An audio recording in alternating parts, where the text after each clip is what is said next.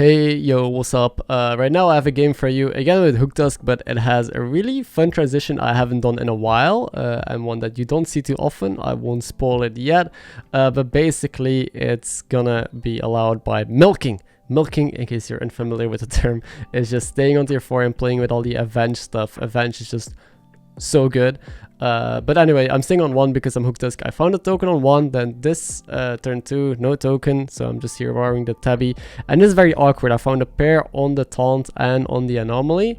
I do decide to go for it, but I can't Jeeve curve because of that. Jeeve curving means I level next turn. I just don't have the money for it, so I guess we're doing warrior curve instead, staying down for a while on tier 1. Also, this game was from my Twitch stream, so if you want to catch these live, make sure you're following Twitch. The link is in the description. I did find a token now, so we can cleanly just hero power here, find another token, and have 2 pairs. So HysteriA doing HysteriA things. What can I say? There is no max in the lobby though, so there's no tank on tier 4 because I think we're gonna try and triple into 4s for multiple reasons, and that's also why Avenge cards are more valuable because well, Avenge. Essentially, I keep saying I'm bringing up the same stuff. You want to find Acolytes, you want to find Death Rattle stuff, things that do synergize with Avenge, so that way if you do triple into early 4s, you can just high roll like crazy. I found 2 triples here. Now what I'm gonna do is I'm just gonna hold both triples. I'm gonna buy both, hold, next turn double level and discover. So most people don't know about this. They find a triple and either freeze it or they buy play it, but you can just buy the triples and hold in hand. As you see this fight, we're gonna take some damage for it, but it's worth it. I don't waste money, I don't have to freeze, so I get to cleanly this turn just level and discover 2 4 jobs. Yeah, again, we could go for 5s, we could go for 6s, 4s, too good. First one, we get Domo or Witch Ring. Witch Ring is the nuts. This is why we made this play, because now, well, Witch Ring can just milk. So we get a lot of free cards, a lot of free value. Now here, Promo Drake has potential, you know, more than the others, but High Main helps me with the milking.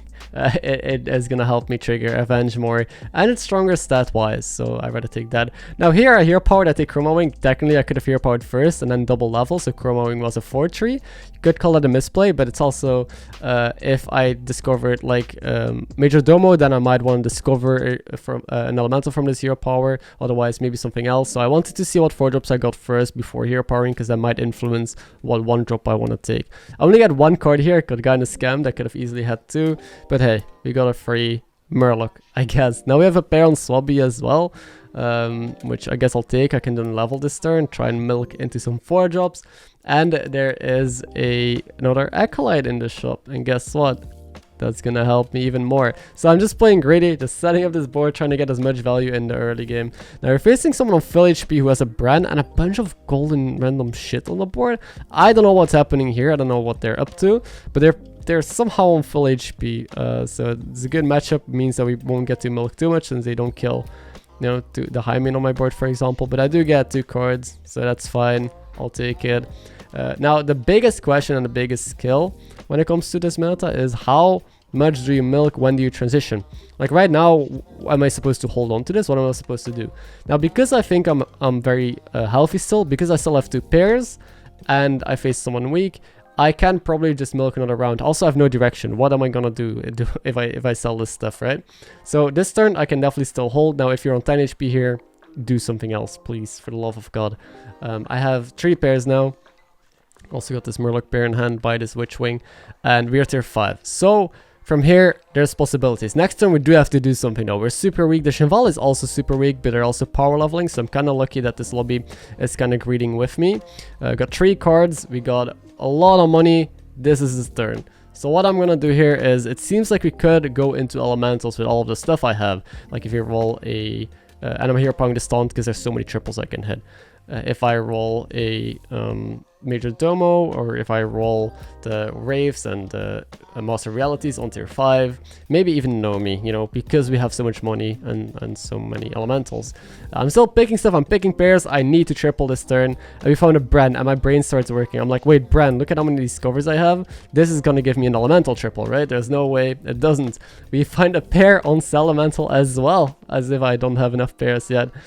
Just please, I want something here. There's also a Mama Bear, but I feel like that's just too slow. Finally a triple. I'm just gonna go. We have 25 seconds left with a full hand and a triple incoming. I'm low-key panicking because I'm playing like an actual boomer. But we might have a future here. Find the Caligos, I'll just take it because the others don't really help me scale. Then I'm probably making some sort of order mistake here because I could get to the taunt first here that I'll buy. And the brand is actually going to be surprisingly good. The Cyclone is massive because of these elemental buffs. It's +10/+10, so we got +20/+20. And in one turn, even though it seemed very bad, right? This turn almost just was completely garbage. We were able to get a pretty decent Caligos, a massive Cyclone, still a lot of pairs. This brand, like, we're able to stabilize. We beat this Galakrond and we deal 11 damage from that crazy greedy milk board with nothing on it. I have said milk so many times. Please don't count how many times I've used the word. But yeah, from that into this, and we still have a lot of potential because of all the pairs. We're able to find a triple onto this taunt, and there's still a lot of outs. We can hit a Nadina, a second Caligos, and a Mulligan because of this brand. Like, there's so many good things on 6 that we can discover. I just level because of how much money we have.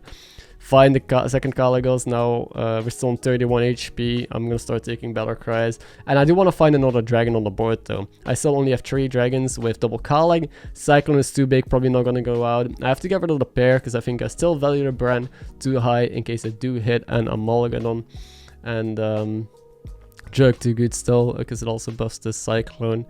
And yeah, just find a dragon, I guess it will be fine. I'm still here buying 1-drops in case of tripling into this drop flood. And tokens, they're money, they're a battle cry, they're amazing. There's a dragon in the shop, beautiful, we'll just go for it. Bronze Warden isn't the worst dragon either.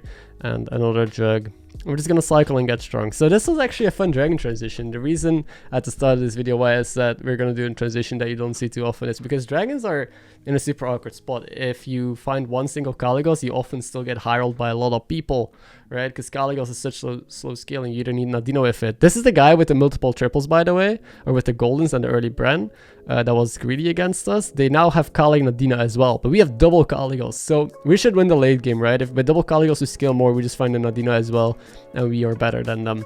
If we don't find Nadina though, could be sketchy, but so far, no, it's not the case. I'm also not just gonna buy any battle cry for now. I still want useful battle cries with this brand since I can generate money still, or potential buffs. We find a triple and droplet because I was here buying 1-drops and I'm holding them in hand. Beautiful. This could be something good.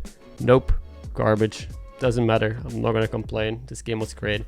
But yeah, dragons are just not in a good spot. They're only good if you're able to like pop off in a single turn like we did because of the money, or because you were able to generate a lot of battle cry cards with Witchwing. It's another great way that you can do it, or find Nadino with it, or Terragosa Promo Drake. That's why that combo is a lot better than Caligos right now. It's tier 4, tier 3 scaling with dragons. That way you can pivot into Calig because you already have the tempo and the good dragons on board. It's not too slow. Or double Caligos, because double Caligos is actually pretty good scaling. So there we go. We do have a Poison Amalgadon, so that's why I decided to sell the brand. It's not fixable. There is no Enoya module. But, you know, I'm going to keep it. It's better than, you know, most other stuff that I can put there anyway, so I might as well take it. With Nadina, it's still a Poison Divine Shield. And yeah, Bran is just not going to give us too much value anymore because I'm board locked, kind of. The Cyclone, don't sell it. It's way too good. This game is another interesting one because tech cards, we don't really need to look for tech cards. A lot of games that I uploaded previously were me just scrambling by, playing for tempo and having to tech out a lot of shitty cards on the board. But our board is a bunch of good cards, good stats that value trade. So Nadina, well, we rolled it. That's it. And now we're set. All we can do is like cycle battle cries, maybe try and triple this Caligos, play a Nadina on the board. This Amalgadon is trash. I'm going to keep it on the board though. We don't need Nadina against this guy. I feel like we're 31 HP anyway. No way I die. Maybe I triple Amalgadon next turn and then have a Poison Divine Shield, you know, find a second Nadina or a triple on Calig. Many ways that this can go well. We do happen to lose because of very terrible hits and take a lot of damage here. But I'm also playing rather greedy, not playing the Nadina, I mean. So, wait, have I been saying Eliza to Nadina? In case I said Eliza, I meant Nadina. Sorry about that. So, top 3, this guy that we're facing is the other dragon player with early Nadina. But we should be better since we also have Nadina and double Calig and a poison. I don't really see them beating us. Unless, again, they did something crazy that I'm not thinking of right now. That we'll have to wait and see. But I'm definitely playing Nadina now. There's no reason to play greedier. The only issue is that I'm board locked. I would have to sell something if I want to make a play next turn, but I'm kind of okay with that. We can always replace this Bronze Warden maybe with a poison, and sure, it doesn't get a shield, but Bronze Warden against the big elementals with these stats is not going to do that much, I feel like.